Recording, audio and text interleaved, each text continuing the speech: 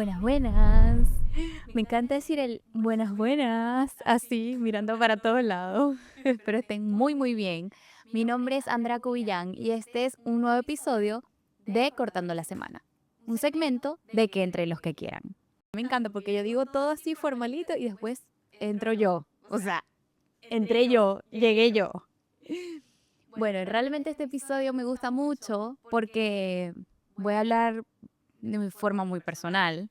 Este episodio, recuerdo que una amiga, se llama Valeria Báez, Valeria, besos, eh, me dijo, Andrea, a mí me gustaría muchísimo que tú hablaras de tu proceso de independencia.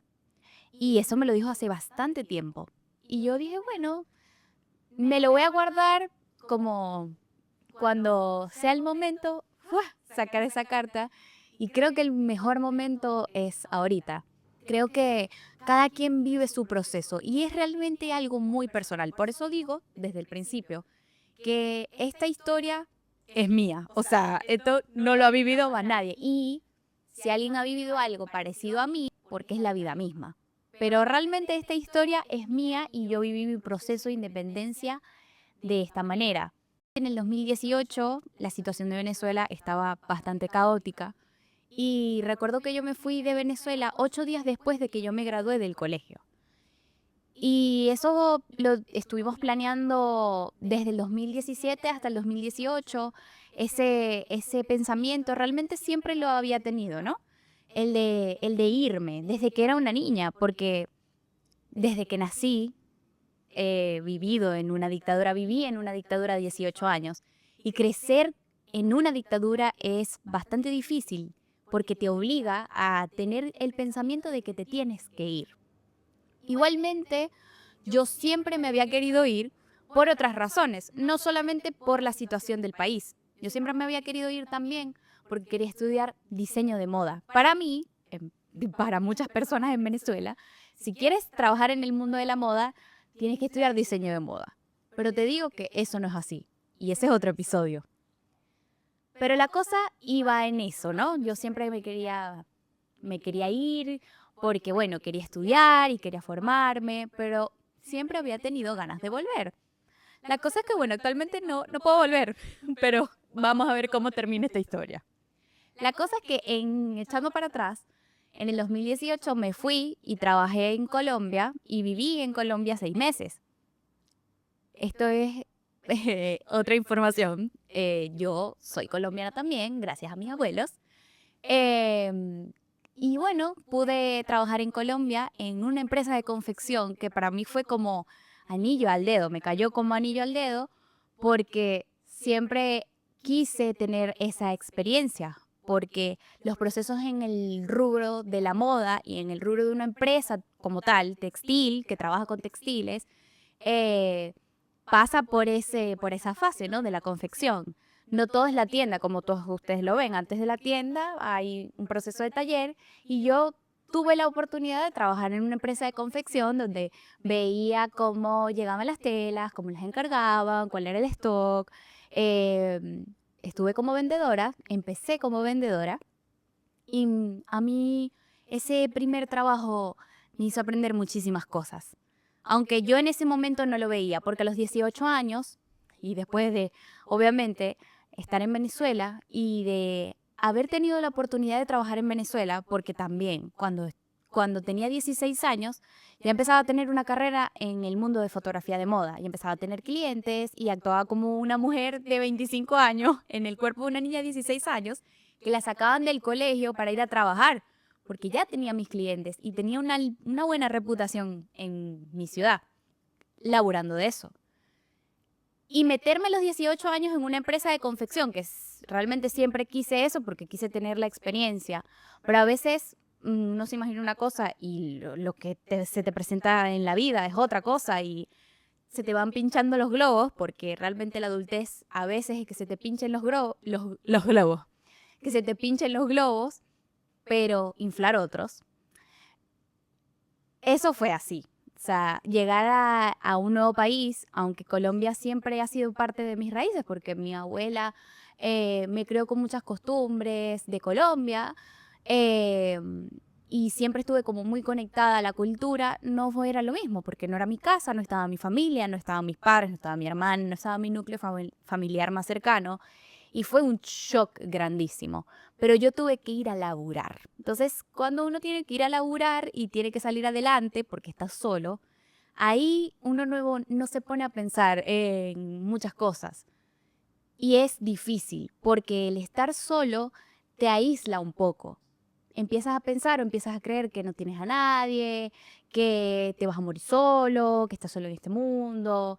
Y yo llegué a estar allí, porque estar solo te lleva lastimosamente a eso. Pero en el camino uno se va dando cuenta que hay bastantes angelitos. Yo les digo así, uno en la adultez empieza a ver las cosas como, hay una frase que dice, o lo ves todo de una forma o lo ves todo como un milagro. Y yo veía pequeños milagros todos los días, a veces estando sola. Veía oportunidades y veían puertas que se me cerraban, pero después con el tiempo entendía que se me cerraban porque es que otras más grandes se me iban a abrir. Suena demasiado inspirador y demasiado romántico, pero es real.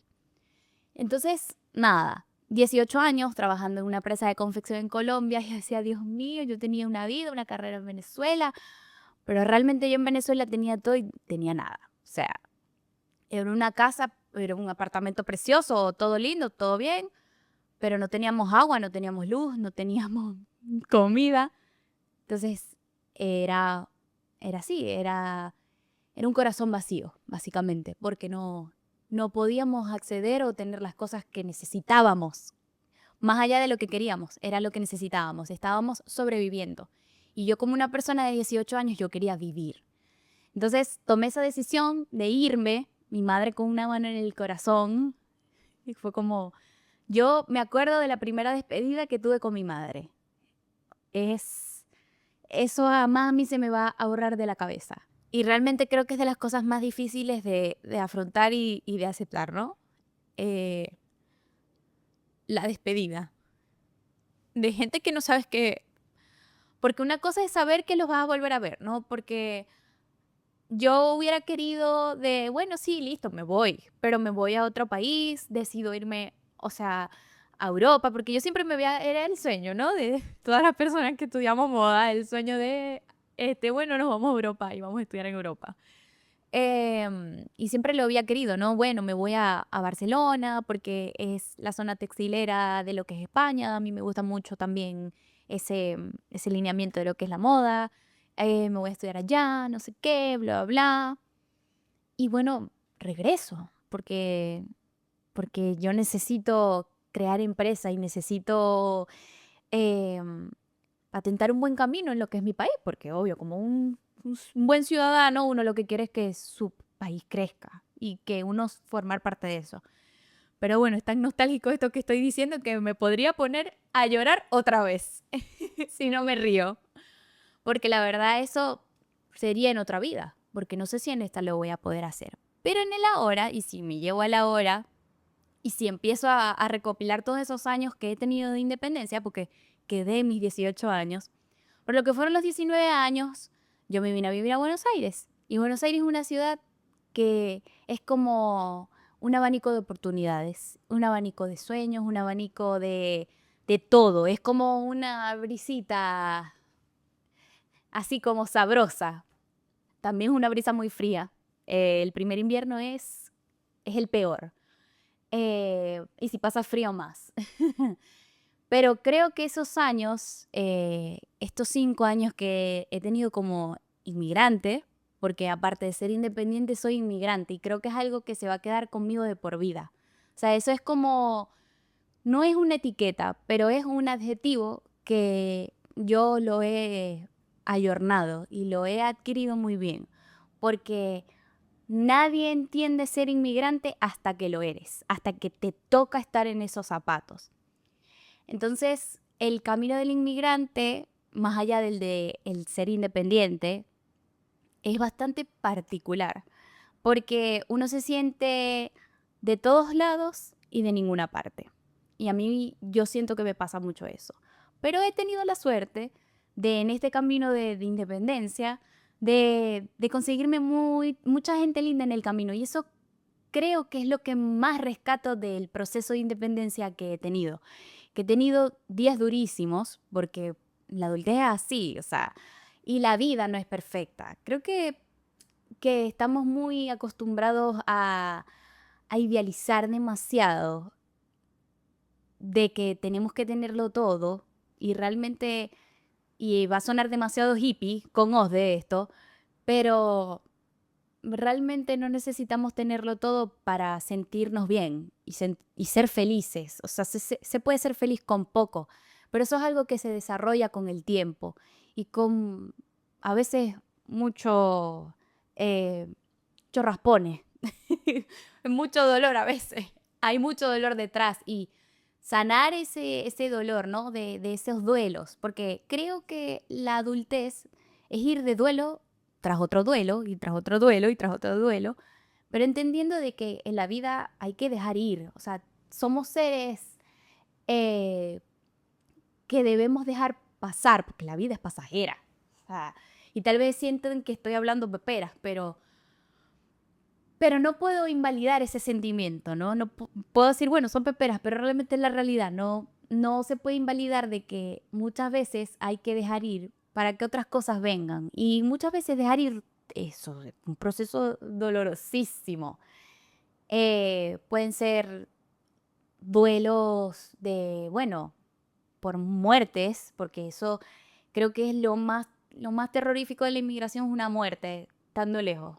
No me ha pasado y no he estado allí, pero lo he visto muy cerca, o sea, familiares más cercanos o más lejanos, y es como un día estamos y el otro no, y que en mi cabeza esas personas quedaron de una edad, y yo en mi cabeza las recuerdo de cierta forma, pero en mi cabeza realmente lo que pasó es que se congelaron.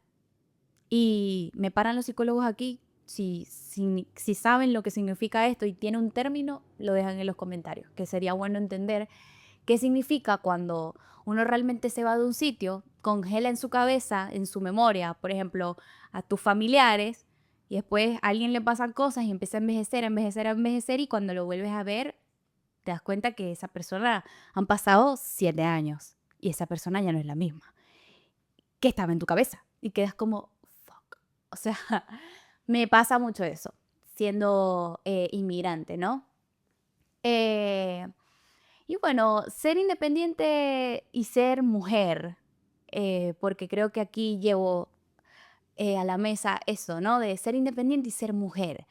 Es muy loco porque yo puedo decir y podría contarle a mis hijas, si en algún momento llego a tener hijas, no sé qué será, si hija o hijo, pero hijes, eh, de llegar a decirles que su madre fue la primera mujer de su familia, de su núcleo familiar y de todas las mujeres que están detrás de mí, que soy la primera que pudo salir de su casa sola.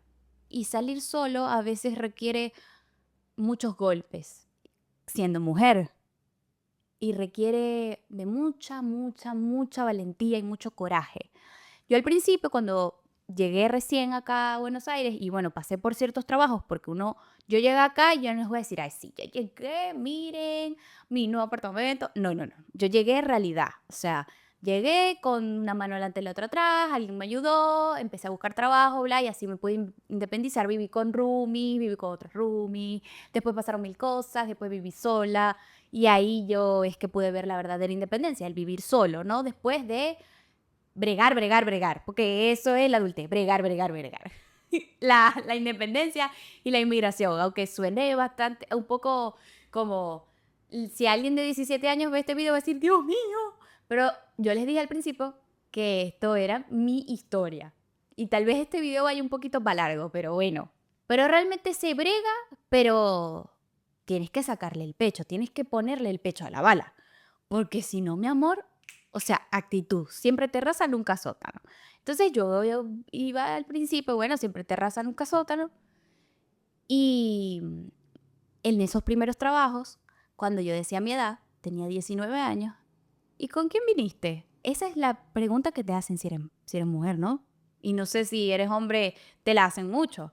Pero a mí como mujer me la hacían demasiado. ¿Y tú viniste con quién?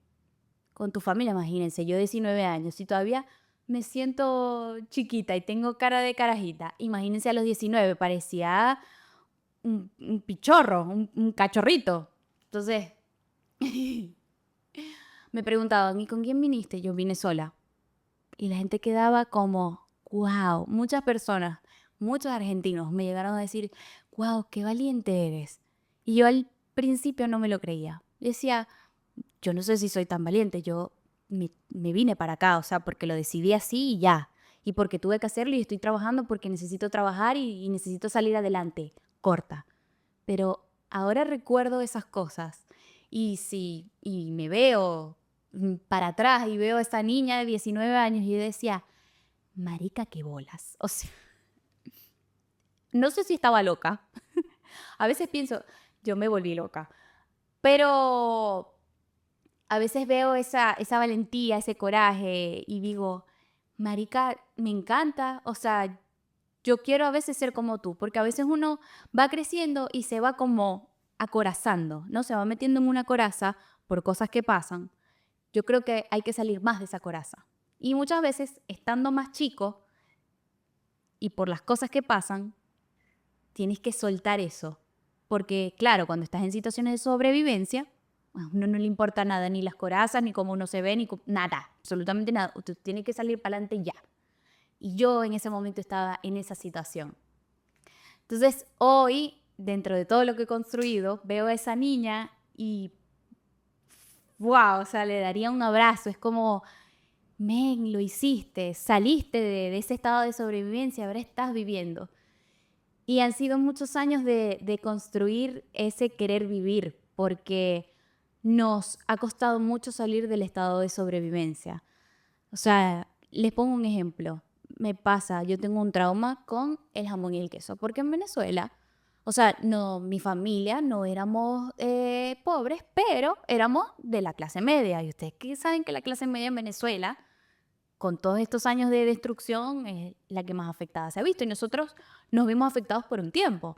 Me acuerdo que el jamón y el queso era un tema, porque se compraba jamón y queso en mi casa y a un pan no le podías poner una lonja, le tenías que poner la mitad.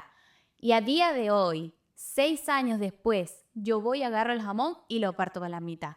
Y a veces me agarro diciendo, ¿por qué?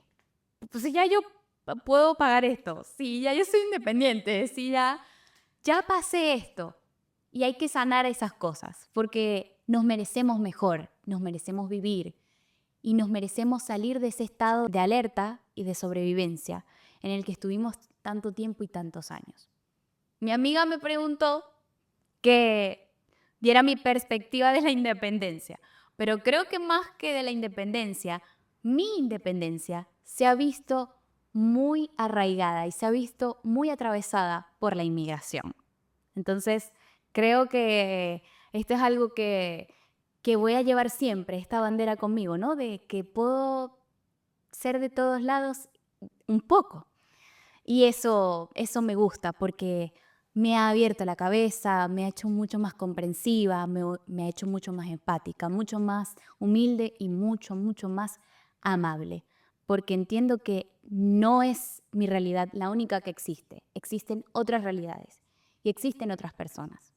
Así que bueno, creo que ha sido un lindo episodio en el que hablé desde mi corazón, hablé desde mi experiencia y hablé desde lo que he vivido y de lo que he sobrevivido también.